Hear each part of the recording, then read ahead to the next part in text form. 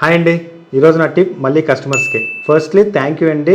ఈ రోజుకి 75 days complete చేసుకున్నాం. ఈ కన్సిస్టెన్సీకి కారణం ఖచ్చితంగా మీ అందరూ చూడడమే. మీరందరూ వీడియోస్ని చూడకుండా ఉంటే తెలియకుండా నేను ఈ జర్నీని ఎక్కడైనా ఆపేసి ఉండొచ్చు. But thank you so much. మంచి వ్యూవర్షిప్ వస్తుంది, నాకు కాంటాక్ట్ చేస్తున్నారు, మన ఫామ్ విజిట్ చేస్తున్నారు. I'm very very happy in building this strong community. అయితే ఈ రోజు నా టిప్ ఏంటంటే, పాలుని కాచిన తర్వాత వాడి ఫ్రిడ్జ్ లో పెట్టమంటారు. అయితే ఏ పార్ట్ ఆఫ్ ఫ్రిడ్జ్ లో పెడుతున్నారు? పాలని ఫ్రెష్గా ఉంచాలి అంటే ది అట్మోస్ట్ కోల్డెస్ట్ పార్ట్లో పెట్టాలండి.